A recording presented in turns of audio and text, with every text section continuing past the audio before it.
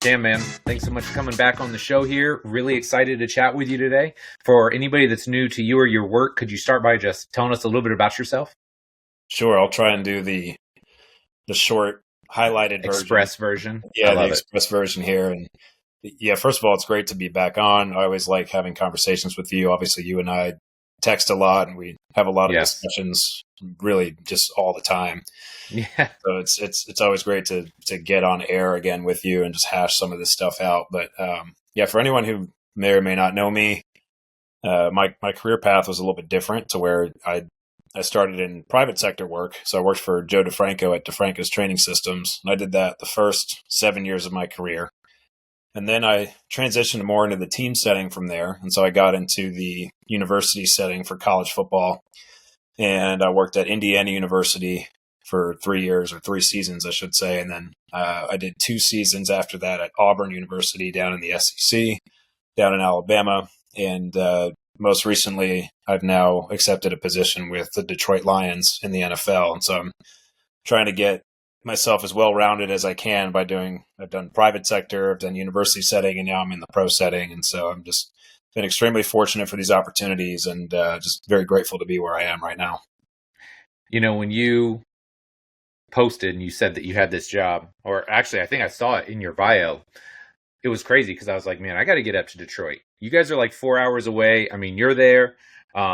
Corey Schlesinger is there with the Pistons. Oh, yeah. Matt Aldred is there with University of Michigan. Like, there's some really high level people up there. So I need to go up and like make a day of it.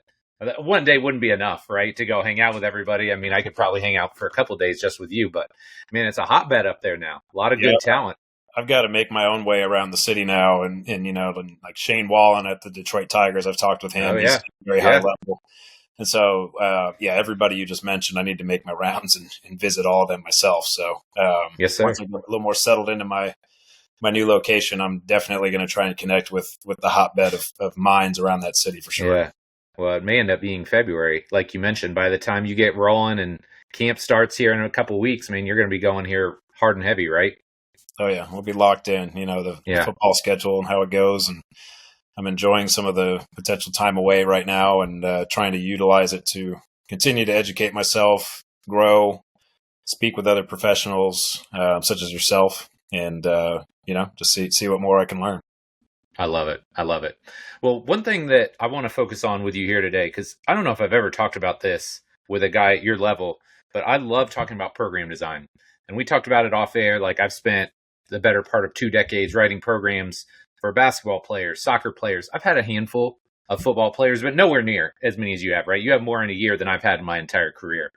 So I'd like to talk about, just overall structure and then talk about some of the specific elements.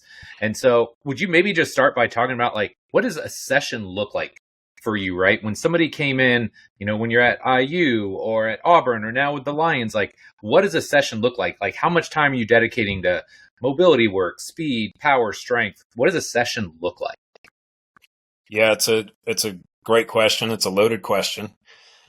Yes. It's something that stays the same in a lot of ways over time, but changes a lot of ways over time as some education comes in and different learning and all of that. And so I've been fortunate where ever since I left DeFranco's, well, really ever since I started with DeFranco's, was, I was a product of DeFranco's where I trained there as a high school and college athlete. And so I fell in love with the way that Joe DeFranco did his training, and his was really catered towards football because that was his biggest sport at DeFranco's gym.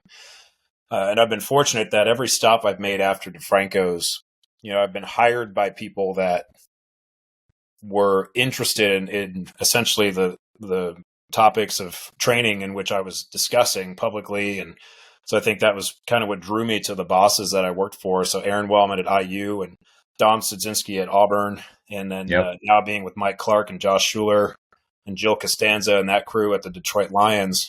These are all individuals that have a lot of the shared commonalities of programming with me. And then, but at the same time, we have some different thoughts, which was always very healthy for everybody because it allowed everyone to grow and learn. And so when I was at DeFranco's, I ran it all essentially on my own, where Joe said, you have full autonomy.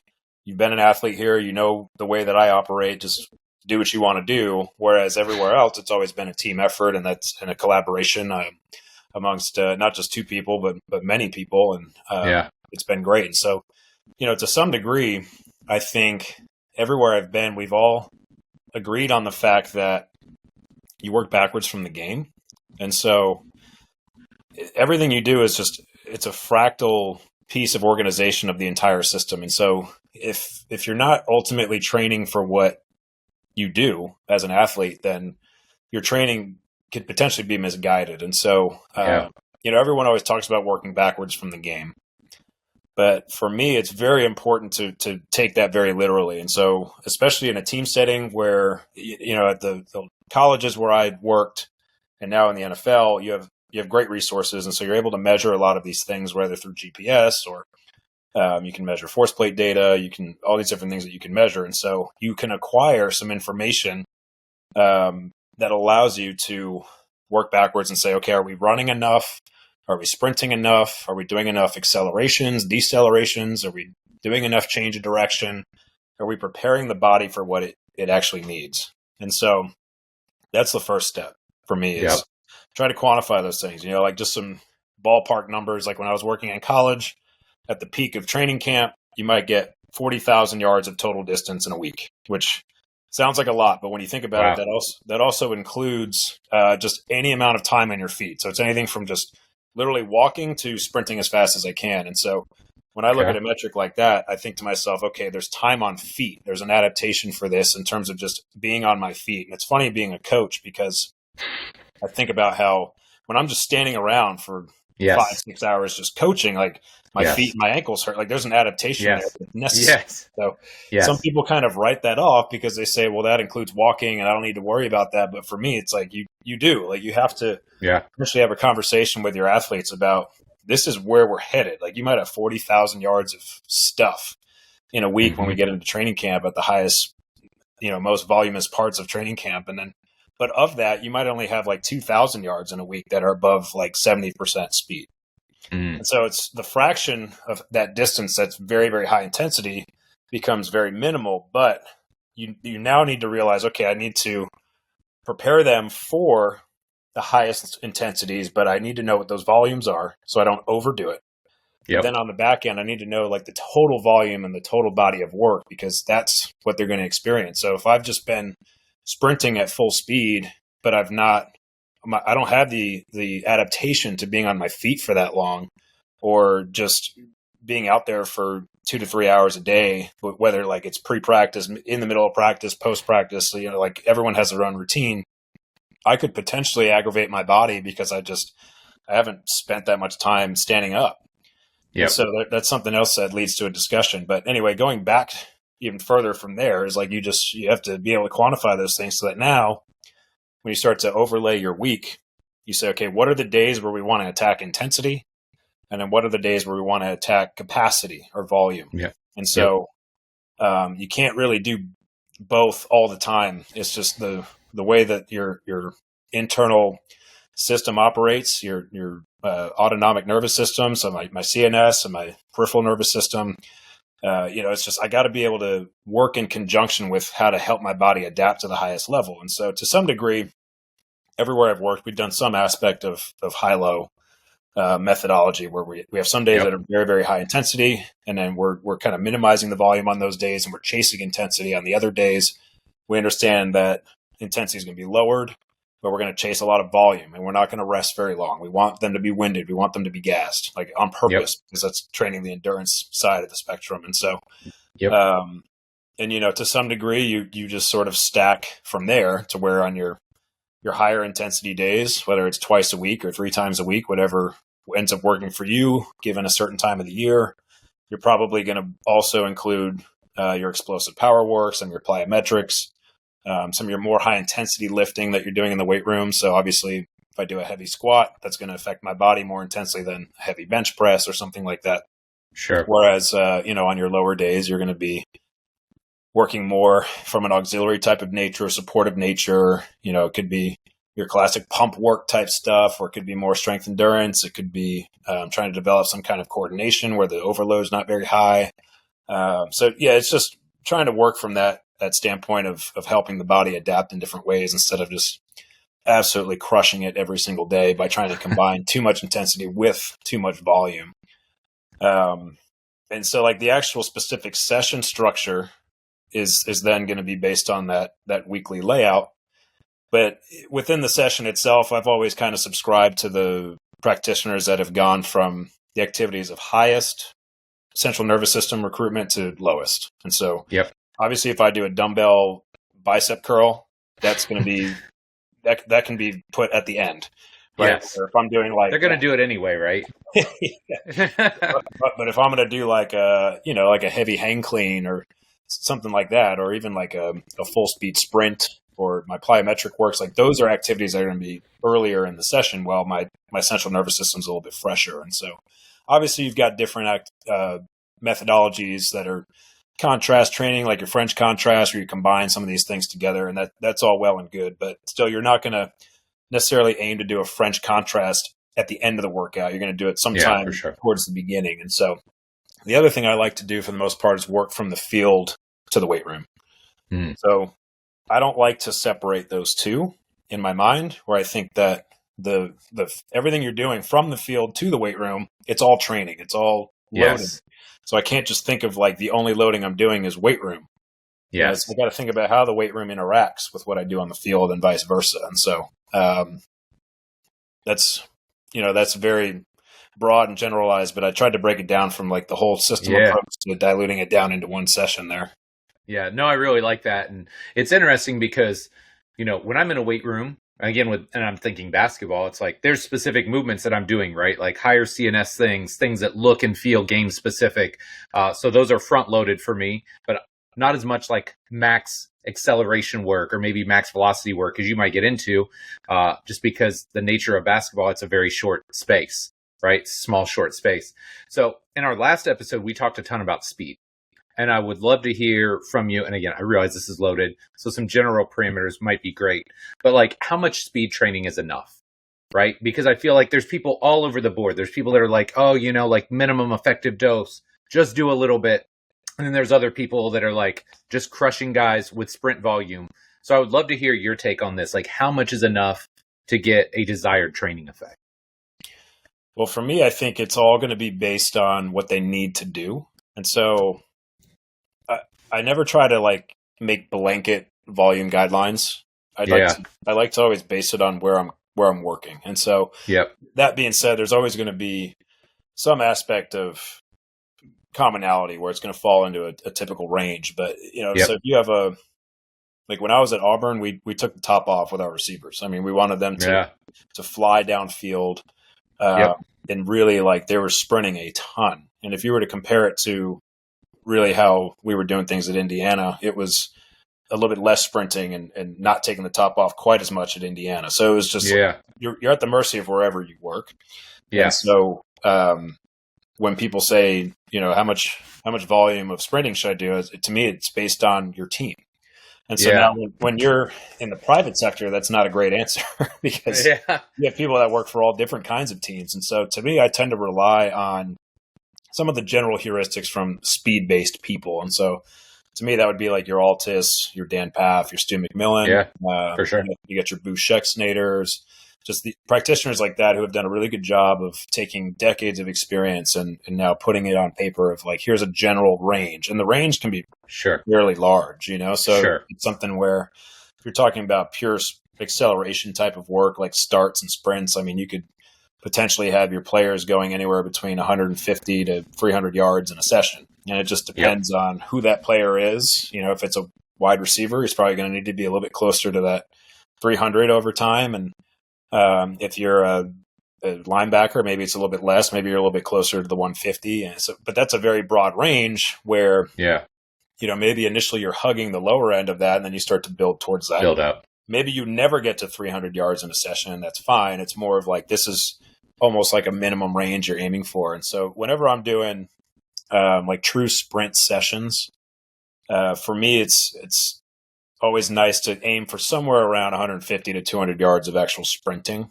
And that can be measured through GPS, but you can also, based on how you prescribe it, you always have to think when you prescribe it and you're not measuring it on GPS that the actual speed that's being accrued is always going to be higher than what you prescribe. And what I mean by that is, let's say I do a 10-yard sprint. Yeah. And I tell them to really finish through. Well, if they're really finishing through, that 10-yard sprint really turned into at least a 15 now. That where their body's actually moving at speed. That's very close to where they cross the line at 10 yards, because now it takes them about 5 to 10 yards to decelerate from that. Yep. And so when it shows up on a GPS, it's always going to be a little bit higher than what you prescribe. And I don't have like a concrete number of how much higher that is, but you can probably assume that for every 10 yards you prescribe, there's probably going to be about another 5 yards that the body actually experiences, at least. And if you're really trying to get them to finish through and you do like a 30-yard sprint, that's probably going to end up showing up more like a 40-yard sprint, because you have faster speed, you have more time, you need to decelerate from it. So it's just something to keep in mind. And so for me, I always try to find like what's that minimum. And so for me, it's somewhere between 150 and 200 yards is a good minimum to aim for in terms of what I'm actually prescribing to them. Yeah. And so when we talk about what's enough, it's going to be based on the ranges that the player needs to experience. And so that's just kind of like a general heuristic of what I aim for. But now if you're working for a team, you're able to monitor all these things, then from there you need to really go back and see based on whatever your next period of practice would be. And so when I was working in college, it was in the winter, we're aiming to see what we have to get to in the spring. So when spring practice starts, that's the storm that we cannot avoid, and that's coming. And we need to make sure we've done enough sprinting for that. And then the same thing later in the year when you're talking about training camp in the late summer and into the fall. And so for me, that's where it starts, is trying to quantify it based on the sport, and then also the actual quality of work that's being done. And anywhere I've gone, we've tended to overshoot it a little bit on the sprinting side from what's actually required of them, because when you really break it down, you start to realize that they actually don't really sprint a lot. In terms of like speeds that are over 90, over 95% speed. I mean, it's not a whole lot.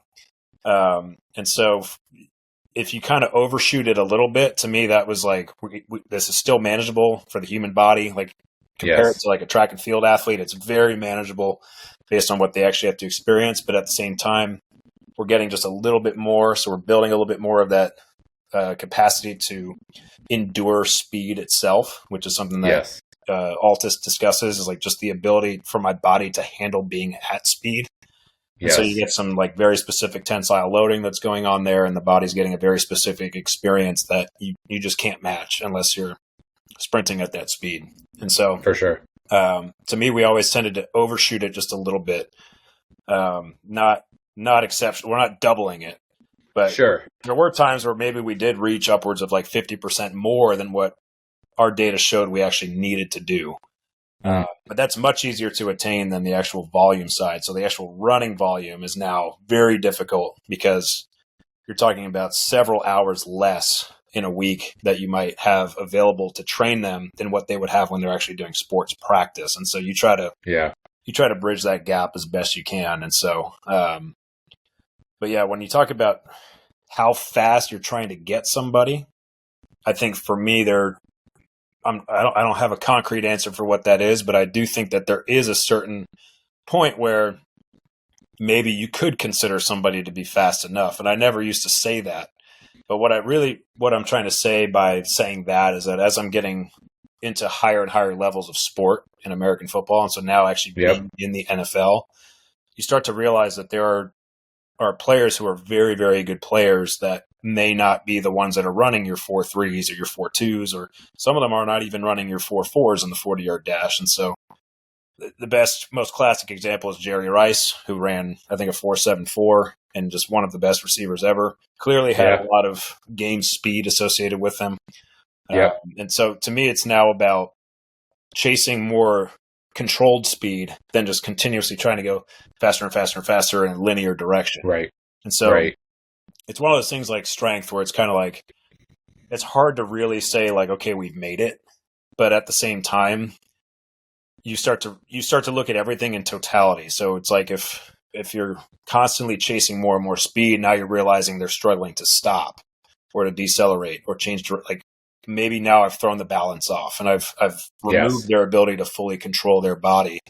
And so I have to start thinking about speed as more global, just like we do with strength. It's like it can't just be more and more plates on the bar all the time, where now I've potentially robbed my body of relative motion or something else, where like I'm robbing Peter to pay Paul for this thing. And so how do I keep a more of a balanced approach to how my athlete is operating? And I think it's no different with speed. Yeah. It's a great way to look at it. And I feel like the analogy that I use in basketball is like a lot of the NBA guys I work with, like they have the physical juice to play at that level, right? Like continuing to just turn that dial up, like, man, let's get an extra half inch on your vert. Like, what am I taking away from their training that could potentially make them better, keep them healthier? You just have to look at it more globally, like you alluded to, versus, if a kid touches like 9'6" and he's just trying to make the JV or varsity, like that kid doesn't have the juice to play at the level he wants to. So we've got to turn that dial versus where you're at. It's like, yo, this guy's running at certain speeds. He's staying healthy. Like, how much more do you need to turn that up? Because ultimately, one of the analogies I use with kids or like with athletes is like, it's like Madden, right? You're creating your own player. Mm-hmm. You've only got so many points to a lot. So if you put it all into one basket, what are you taking away from that athlete? And that tends to work pretty well with them. They're like, oh no, I get it now. That's a great analogy. And do you find in the basketball world that, essentially that you are trying to balance these different qualities to where, like, to me, it comes down to potentially less about pushing the intensity of certain things like speed and power and strength. Like the higher the level you go, it's less about trying to continue to push the maximum outputs of those qualities. And it's potentially more about finding ways to help them endure the high outputs they already have. Yep. So does that like kind of ring true to you as well? With 1,000%. 1,000%. One of the ways I talk about it is I talk about just like touching intensity, right? I think too often, especially, when you're developing an athlete, it's like you got to push, and you're trying to ascend to higher and higher levels, right? Just to get the physical outputs where they need to be. But if you get somebody, at the NFL or the NBA, and if a guy can touch 12 foot, like his vertical jump is not his limiting factor anymore. So now it's like, hey, how do we top off, make sure you can jump high, make sure your force production's where it needs to be, make sure, your single leg strength. It's like more of like this, just kind of putting all the pieces back together and balancing things out. I really like that analogy. That was good. But like balancing and just kind of like getting all the pieces back where they need to be. And then, hey, how to play basketball. So if I can keep you healthy, then it's just being able to do that off season after off season. Because, too, now things start to accumulate, right? There's chinks in everybody's armor. So how do you keep them healthy? Then once you got them healthy, how do you kind of top off all of those buckets so that they can go out and do it again for 3 or 4 or 5 more years, Yeah, and I always think of it as from the standpoint of, let's say you have a wide receiver who's known for taking the top off. Yeah. Tremendous linear speed. He can take the top off there. So you still want to gravitate to their strengths. So like that's one of your strengths, and I want you to be able to do that, right? But and so I don't want to take away from that by trying to bring up all these other weaknesses to where we start to neglect that, and now we take that away from you as well. But at the same time, is it about you taking the top off even more? Or is it like, I already know that when you're fresh and you come out, you take the top off already. So now I want you to not just be able to do that once. I want you to be able to do it 2, 4, 6 times a game. Absolutely. So now it's like I'm improving your capacity to operate where you operate. So that's a little bit I like that. Where my mind goes with some of these team sport athletes. Because if you're talking about track and field, yes, I have to get your speed higher. Like I have to. Yes, absolutely. That time has to go down. And so, but when you're talking about team sports now, you're talking about it in the case of a football game, it's 3 hours of gameplay with, commercial breaks and all that kind of stuff, but it's a 3-hour endeavor. And so I need you to have those outputs for 3 hours. And so to me, it's really, and I had a really good conversation not too long ago with Derek Hansen about this, to where we're so obsessed with the output of speed that we've started almost forgetting about energy systems and like how to develop those. And so, so to me, it's like, it kind of comes back to it's your output and it's your capacity for that output. And so you have to determine for this athlete and what they're being asked to do. Is it more important to keep chasing more and more output, or do they have the output already? And now we need them to have the capacity to keep putting that on display. Yeah, I love it, man. So obviously, when we're talking about speed, the technical side is important as well. And I would love to hear when you're getting guys, because you've seen all levels, right? DeFranco's, I'm assuming you had everything from high school to pro. Yep. Then you were in college. Now you're at the professional level. How do you kind of intersperse your technical side or your technical model into your speed session? It's something I'm constantly studying all the time. And so, yeah, there's a lot of people that think that if you just get your technique right, you're going to run faster. That's not true. And there's some people that think that, you can just run fast with no technique and you'll be fine. That's also not true. So but I can definitively tell you that you do not need technique to run fast. I mean, in terms of what they meaning the field, the biomechanics field determined to be efficient technique and biomechanically effective work and all of that. It's you don't need to have the prettiest run form to run a fast time. That's basically, that's been shown multiple times. You turn on the NFL Combine every year and you see that. But I do believe that technique starts to rear its head, or the lack of technique, I should say, starts to rear its head when it comes to maintaining health. And so keeping the athlete healthy over time. And it's like anything else. Like if I were to deadlift a bar off the ground with a completely rounded back, I might be fine today. I might be fine next week. I might be fine in 5 months. But at some point, something's going to give. Yep. And I see it as pretty much the same way when it comes to sprinting and running or just moving in general. And so, but where I struggle is that I'm also someone who's very interested in motor control theories and trying to understand that a little bit better. And so, my buddy Sean Mishka got me down that train, and that's a whole nother rabbit hole of things. It just like what is good movement? What is healthy movement? So I like to consider myself a generalist. I keep somewhere in the middle with all of this stuff. And so to me, I think that for sure there's got to be some shapes and positions that will be very conducive to how my body operates. So that my lever systems, the interaction between my muscles and my tendons and my fascia and all my connective tissues. And, a lot of people like to hate on Franz Bosch, but he did a really, really eloquent job, in my opinion, in his books of basically describing how all of these tissues work together. It's governed by the nervous system. They all need to come together in one swift motion. If you're talking about the ground contact being like literally the blink of an eye. So how are all these tissues working together? What are the positions that might compromise that relationship between all the tissues? And so, like they talk about these attractors versus fluctuations. And so the attractors being the very stable components of movement, and they could be for better or for worse. And I think that that's something that's important, is that not all attractors are necessarily healthy. Like your body will find some sense of stability, whether for better or for worse. And so it's about finding, okay, how is it that this structure is supposed to work as part of the systematic design? So it's not just necessarily looking at it as just like one muscle, but it's like the ankle, and as part of the system with the hip and the knee and the spine and everything else, rotational forces that are happening, like the whole fascial line. I mean, how is that supposed to operate biomechanically? And so I try to study a lot of that stuff a little bit more instead of just this isolated notion of, oh, you have a hamstring strain, do Nordics. Like that's just so isolated to me, rather than thinking about the integrated function of the system and how it all kind of works together to achieve something like the ground contacting sprinting, like more of these elastic nature components. And so, but then within that, I understand that there will be bandwidths and there's going to be fluctuations from athlete to athlete based on things like their structure, your torso to limb lengths, your infrasternal angle, which I know we'll probably get into that a little bit. Just your skeletal structure and how that influences your tendon structure, your muscle attachment point, all that stuff. And so to me, that's all part of it. And so there are some aspects of movement that are going to be general laws that I think apply in terms of keeping the athlete safe, taking strain off the hamstrings or whatever the other more potentially threatened structures might be: groin, hip flexors, calves, Achilles.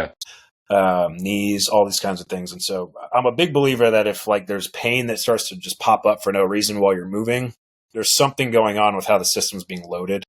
That's probably not helping the system.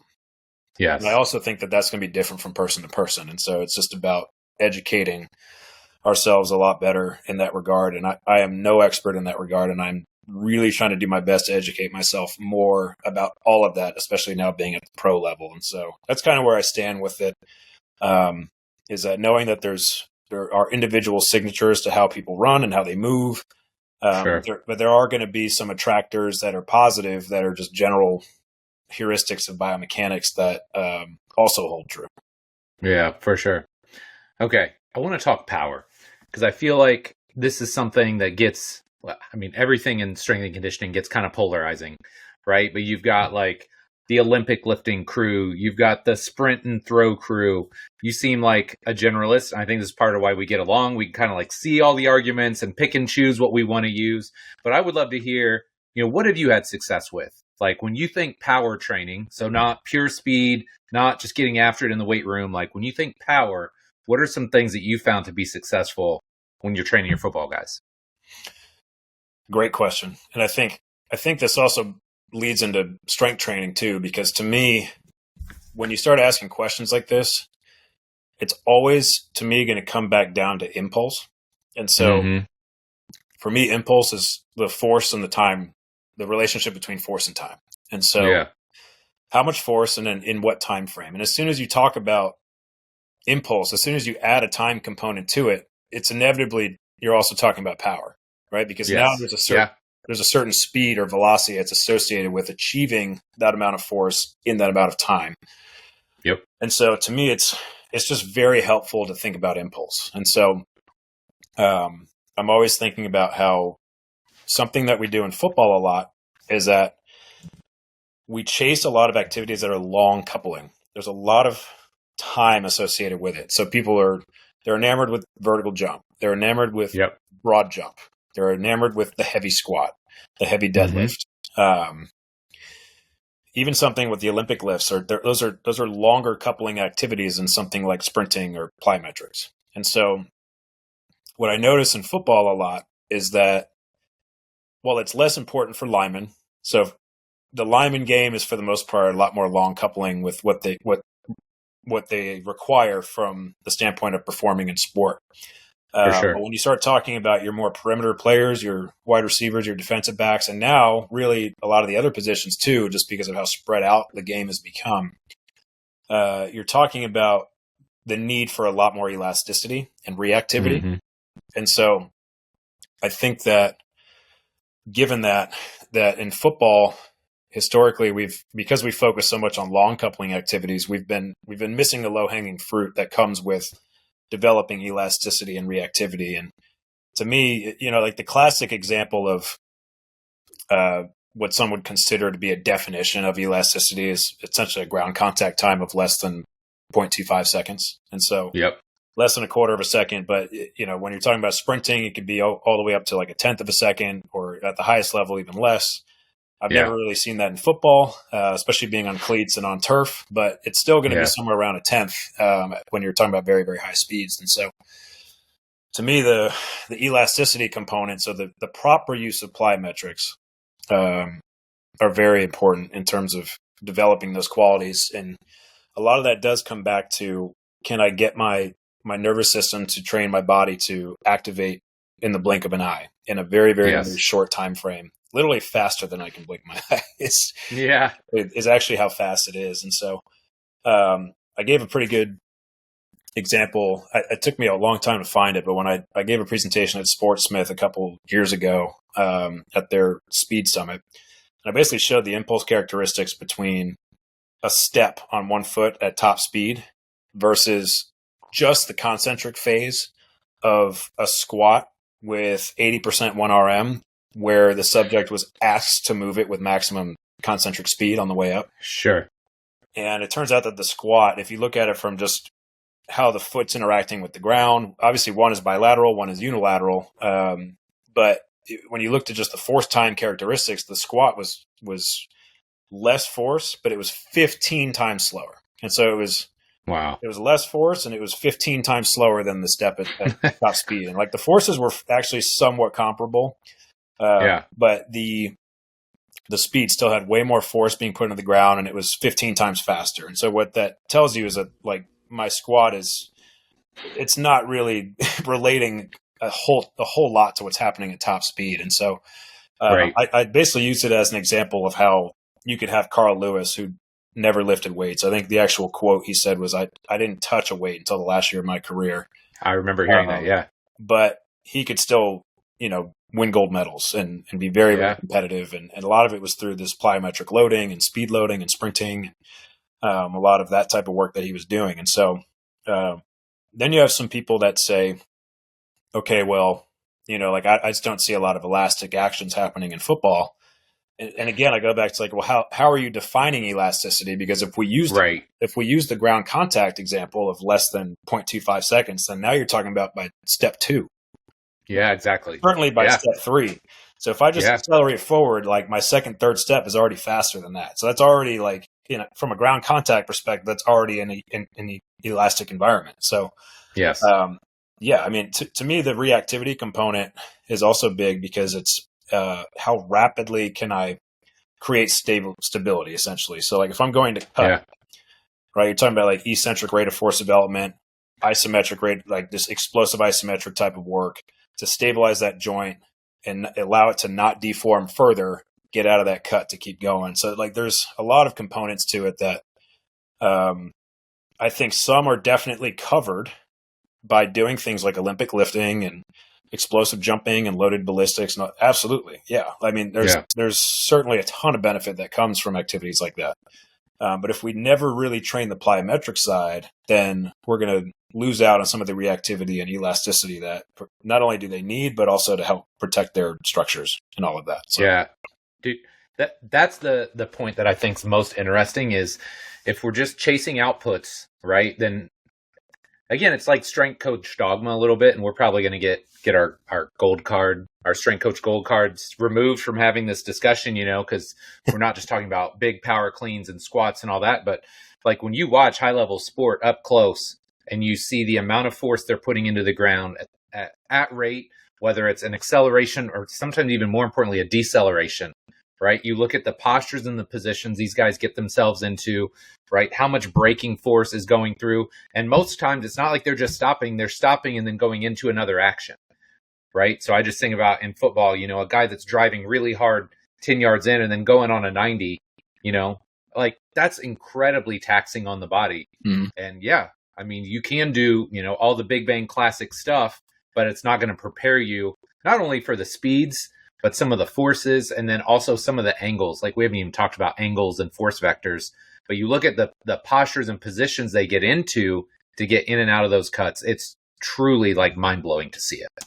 Yeah, absolutely. And, if you look at how there was a graph that went around about maximum deceleration and how it was, I can't remember the exact number, something like 6 to 7 times your body weight in a time frame that is like, I mean, it was like 0.05 seconds. Yeah. Like it was so fast at how quickly and that's the moment where like ACLs go and all that kind of stuff. And so like if your body is unable to create stability in that moment to like, get all the structures to work together in a time frame that's unfathomable, and the amount of force that comes in within that time frame is just, it's unbelievable. And it tells you how there's no way it's just the muscle. There's no way. Yeah. Because no.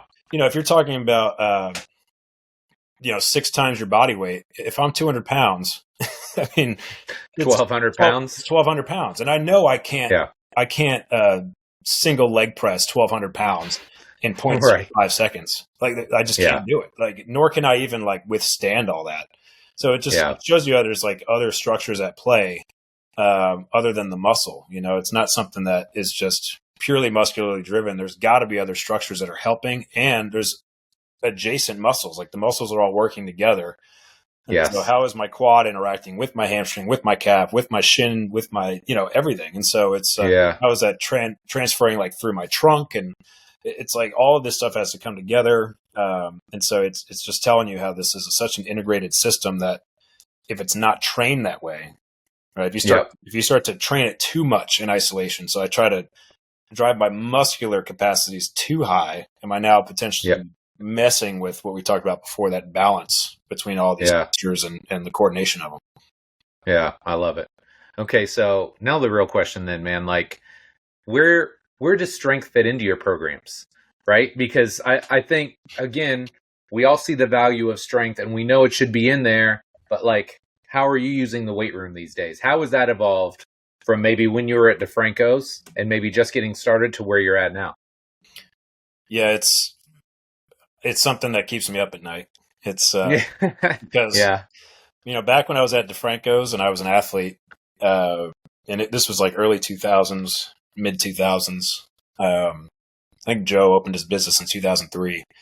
He found a niche by just basically having organized barbell training. I mean, it was something that was being done in college and in university settings and all that. But when it came to some of the private sectors, like the 90s were all bodybuilding and all that kind of stuff, where like now Joe was part of the crew, and practitioners like you and plenty others that were part of the crew of like, maybe it's not just about getting on a machine and just pumping inevitably. Maybe it's about like actually being on your feet and doing something. And so it at least started to shift over to like, I remember Joe used to have us, we would lift heavy. We would do like our barbell box squats or something like that.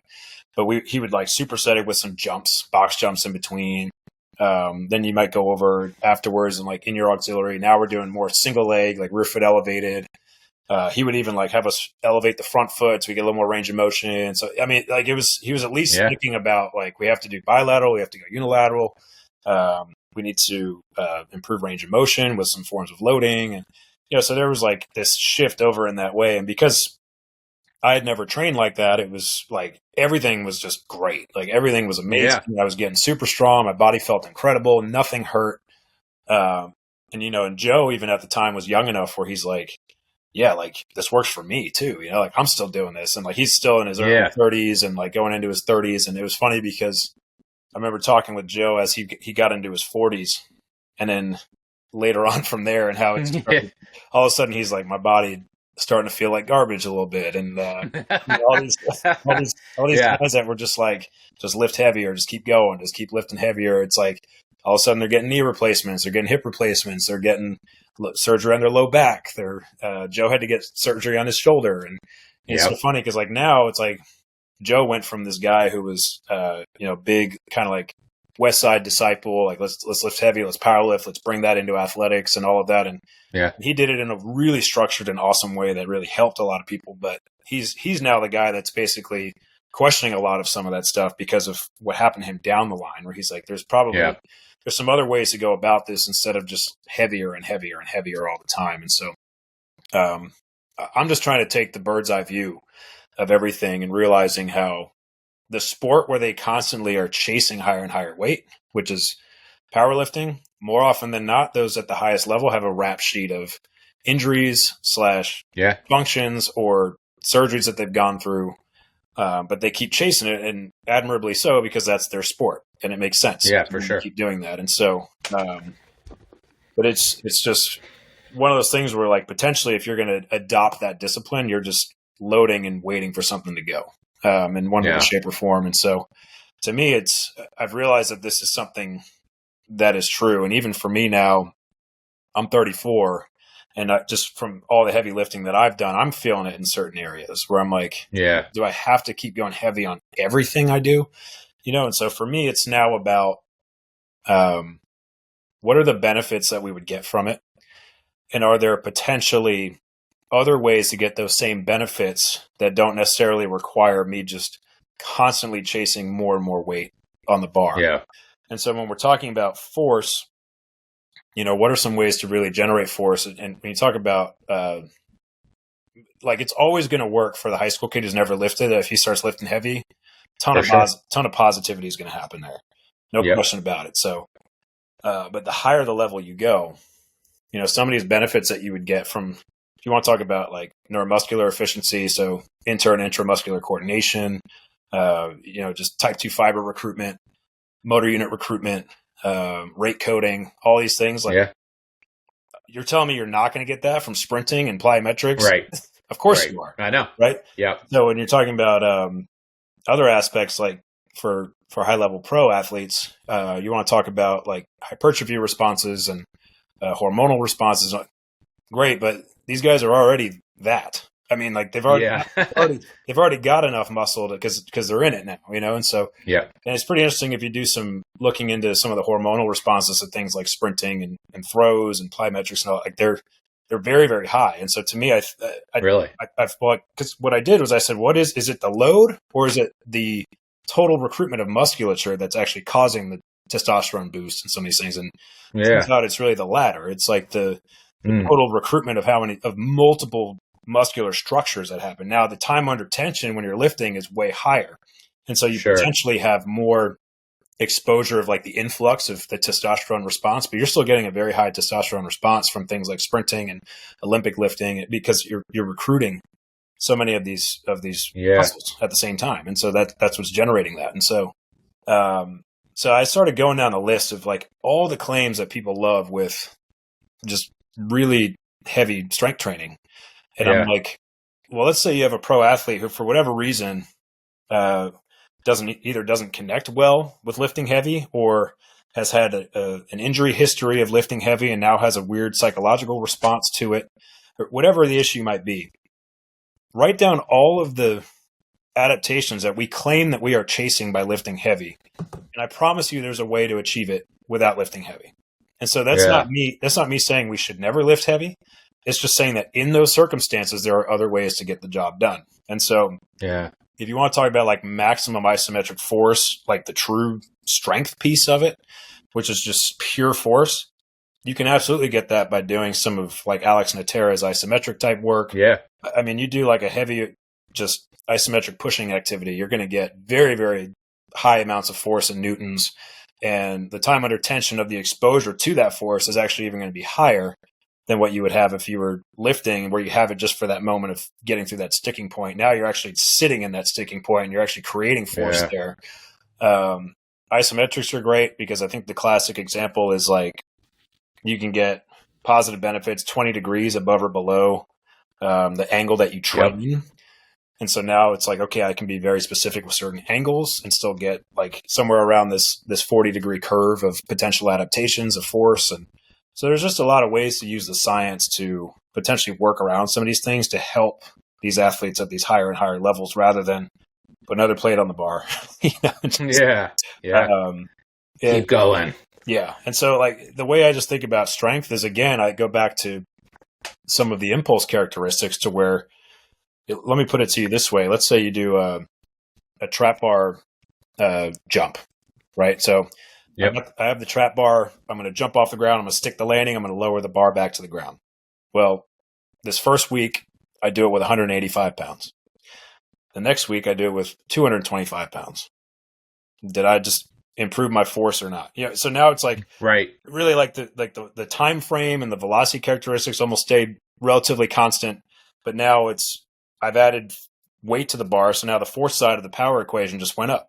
And so let's say you were to do velocity-based training and I want you to see how much weight you can load on there above whatever it is, like 2.0 meters per second peak velocity by jumping off the ground. If you start going up in weight on there, it's hard to argue that you're not now actually getting stronger in that particular lift. And so, but now you're looking at way more specific potential characteristics of impulse as it relates to like hitting somebody, tackling somebody, blocking somebody, decelerating, stopping, so now it's not just like very, very slow contractile movement. I've got to be relatively explosive to leave the ground. And then you talk about like landing on the ground and sticking and holding that with, 225 pounds. And I've just been airborne and now I have ground reaction force. That's going to be part of hitting the ground. So these very specific eccentric rate of force development characteristics are starting to show their face. And so there's just a lot of things that I've just kind of sat back. And if you get off social media, if you get off all the dogmatic type of stuff and you just think about it, and you just think about the physics associated with it, it starts to really show some interesting things to where you're like, if you were to just quantify it from like the actual impact that the body experiences upon hitting the ground, like something like a loaded ballistic is tremendously high when you land from that. Yeah. And so that's like something that people say is like they have to lift heavy because they hit people. And I'm like, well, when you hit somebody, that's a really explosive activity. It's nothing like squatting heavy. I played football and I've been hit and I've hit people. And so something that at least feels a shade closer to that is jumping with weight versus just like squatting weight, And so, it's just, to me, I'm trying to investigate that a lot more. It's just the actual physics of what's going on, like the newtons of force, the ground reaction force, the transmission of force, all of that, and what we're actually trying to get done. So if we're just going to say, I like heavy lifting, to me, that's misguided. It's more about like, well, what are the adaptations that we want to achieve? And if heavy lifting is part of that, then great.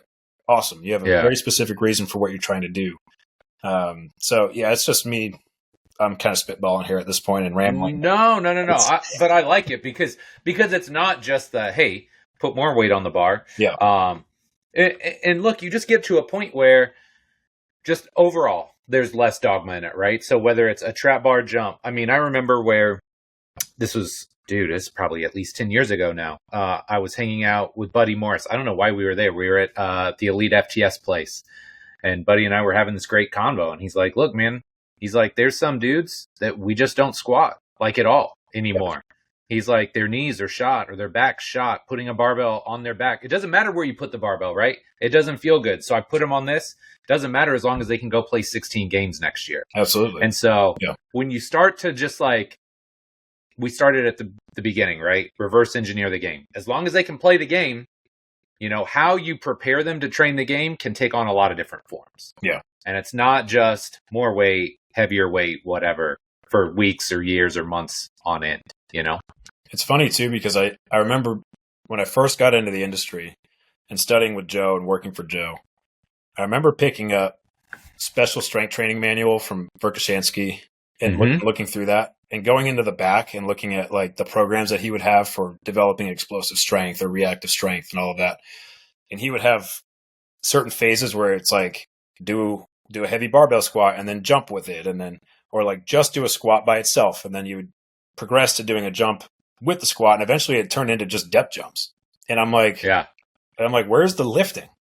How can he do this where he's not lifting anymore? But it's like you look at the actual impulse characteristics and all the physics associated with doing a depth jump properly, and with the amount of elasticity and reactivity that he was talking about, tremendous amount of forces that are occurring on the legs, and so like higher and way faster than a squat.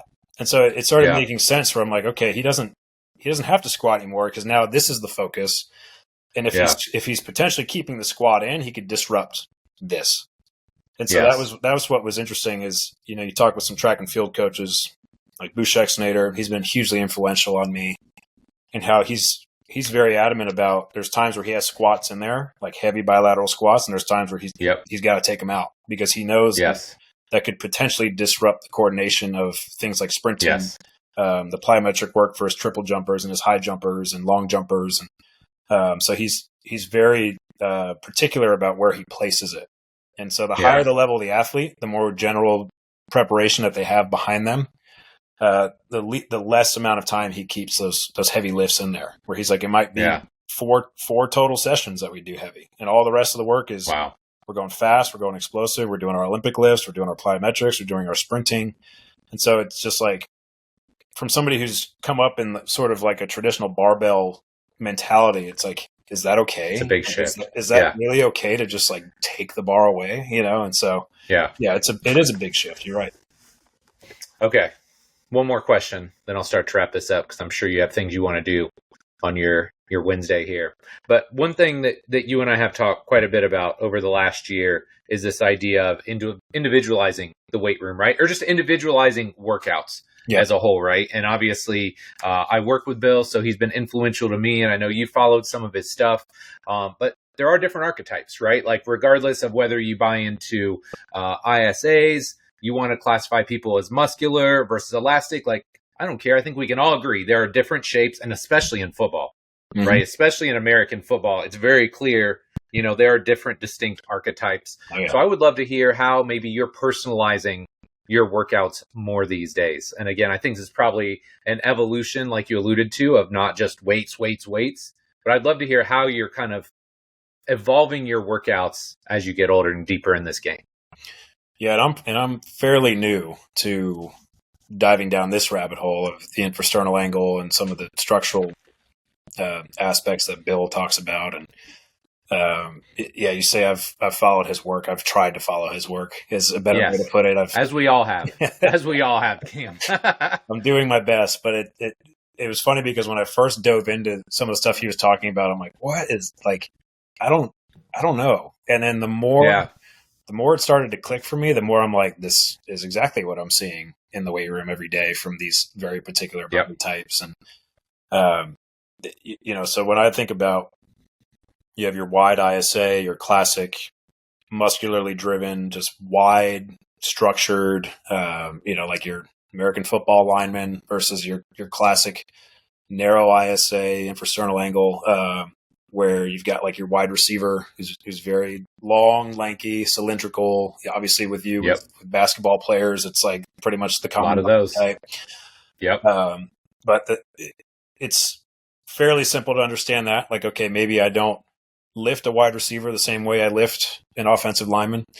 And kind of going back to what we were just talking about, if you're talking about a heavy lift where I'm grinding through it a little bit more and I'm trying to create a lot of this little bit slower force type of strength and all that's probably a lot more appropriate for a lineman who's got to really hold position and like take on and be under a lot of tension for longer amounts of time as you're trying to anchor down and all of that kind of stuff. So that could work really well for a lineman for a long time, just because of some of the actions that they need to do. And Bill has a great point about offensive linemen specifically, to where there's almost this sport specific positive adaptation that occurs for offensive linemen by robbing them of their relative motion when it comes to actually pass protecting all that. By lifting them heavy, now you've actually like robbed them of a little bit of mobility and rotational capacity, which actually might help them because you don't want to be able to push them over or rotate them very well. But you contrast that with like a defensive end who you absolutely want to have very, very good rotation if they can. And so now it's like, even though they're both linemen, it's two very different things that are going on. One is trying not to be moved at all. The other one is trying to completely contort his body and move around the other guy. And so, like you could classify them both as bigs, quote unquote, but does it mean that a DN should train the same way as an offensive lineman? Maybe not. And so, likewise, it just makes sense where you would not want to rob a wide receiver of too much of his relative motion. Like you would not want to try and take that guy and reduce his rotational capacity, reduce his ability to express velocity. Like you wouldn't want to do that. And so, that's all common sense type of stuff. But now when you're thinking about it from the structural aspects, I think it's really fascinating how, just based on the ISA aspects, when I gave the presentation on this at CSCCA, I compared a wide ISA to a tank and a narrow ISA to like a rocket ship. It was a great analogy. And I love it. I figured like most of the people in the crowd would be college football, and college football loves their military analogies. And so, but with the tank, what I did was I superimposed like a bunch of images that were supposed to represent like 45-pound plates. And I showed like how many more plates you can stack on a tank than you can a rocket ship. Yes. The rocket ship is like very vertical and there's just not a lot of room to stack plates on top of it.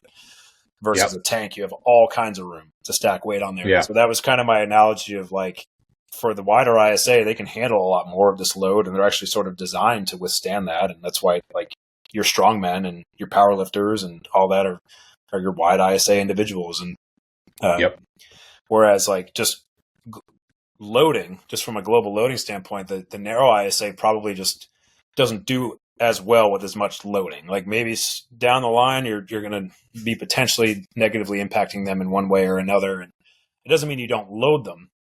It just means like you have to be very strategic in how you're now loading them. And so the aha moment for me was training one of our tight ends for his pro day at Auburn. And me looking at him and thinking, this guy's 6'5", 255, big dude. He's been asked to block his entire career. Like, he is got to be a wide ISA, right? I mean, he's got to be this wide because he was a very strong guy, very big, muscularly built kind of guy. And started training him the way that you would go after a wide ISA, where like we're loading hinge patterns pretty heavy, maybe putting the bar more towards the back than the front or whatever it is. And so he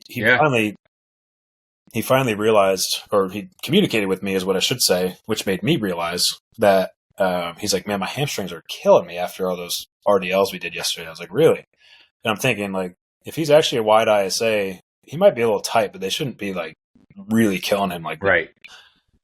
And so I thought to myself, maybe he's a narrow ISA. I said, go on the ground real quick. And I kind of did the measurement with my thumb, rib cage. And when he inhaled, it was like he'd barely flared at all. And then when he exhaled, that thing closed down like a clamshell, right? And so I was like, oh, you are not wide. You are a narrow.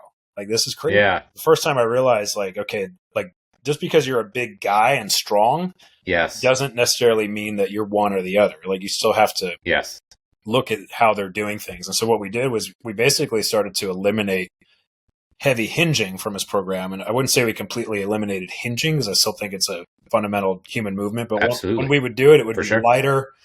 It would be like either a staggered stance or a unilateral stance. So we actually allowed his pelvis to move a little bit more and create some compensation from that standpoint. But all like the heavy bilateral hinging, we did away with all that. We focused more on anterior loading him if we were going to do squatting. But overall, we kind of shifted more towards like unilateral loading, keeping him a little more vertical, all of that just to see how he would respond. And it was amazing because he was a guy who had so many literal years and months of just dealing with hamstring issues of one way, shape, or form, tightness, pain, pulling his hamstring, whatever it might be. And we trained him for the whole rest of his pro day for the next 7 weeks, and he didn't complain about his hamstrings once. And he was a guy who was like, he couldn't do a 10-yard sprint without feeling something in his hamstrings. And now he's ripping like 30 to 50 yard buildups. We're doing 3.40 yard dashes for like 3 to 4 reps in a session. He's still big. He's still 250 and just nothing in his hamstrings. And it was crazy because he actually started to get some of his natural bounce back, like watching his reactivity and elasticity as he was hitting the ground, especially when he was more upright. But it was funny because like he was never the best starter, and he was actually better as he had more room to go. And I'm like, oh, this guy really is narrow. He really is this narrow, vertically force-driven, bouncy type of guy, even though he's like really big and plays tight end, And so that was like my big aha moment of like, there's something to this, to where maybe there's more players than we think that are actually more narrow. And just because they're big, like a big D end or a big tight end or a big linebacker or something like that, doesn't necessarily mean that that's what they are. And so it's more about like paying attention to how they're talking to you, what drives them, what feels good to them. And, like the other day he reached out to me and said, like, I'm trying to do this like 3-way single leg RDL and it feels like garbage. And I was basically just like, let's just do something else, If it's feeling like garbage, then what are we doing? Like, why are we doing it? Right. It should be supporting you. It should be feeling like it's at least building your body and speaking to your body. And so, just all that stuff is a crazy rabbit hole that I'm going to continue to dive down, because just understanding like the structure of the rib cage, how that influences and interacts with the structure of the pelvis, and what that means for like some of your natural athletic tendencies. I think that the configurations from Bill are super fascinating. You've got like your pillar configuration, pylon, all that kind of stuff. So the different relationships between the rib cage and the pelvis, and how that structure can dictate whether you can jump high or sprint fast or lift heavy weight or something. It's very fascinating to me, because it's now leading to things that are, I guess, a little bit less arguable, because it's like this is like this guy's literal structure. And it was fascinating because that tight end I talked about before, he and I went and did a DEXA scan at the same time. And it was clear as day from just the x-ray imagery of the DEXA that I was very much a wide ISA angle and he was very much a narrow. And it was just like, wow, this is for real. Like this is these are our bones in here. Like, this is not just some made up thing that Bill just decided to come up with one day. Like, this is a measurable, you can get imagery of this stuff. And so it was pretty fascinating. Well, and the cool thing is, like, if you go all the way back, and Bill will talk about this, he's not like, oh, I created the ISA. I mean, you can go back like literally over 100 years, maybe longer. I mean, he's got these old osteopathic texts, and they describe people as like stocky and slender. Yeah. Right. And they were looking at ISAs. They didn't describe it that way, but this is stuff that they've looked at for years. He's just done a really good job of taking it and then helping people understand, okay, this is maybe your structure. Now, how does that impact how you should train? So I love it, man. Well, Cam, you've been awesome as usual. Really appreciate your time. I know you got a ton going on. Where can my listeners find out more about you and all the great work that you're doing? Social media wise, I've just got an X account now. So my account on there is at Coach Josse. It's Coach Josse.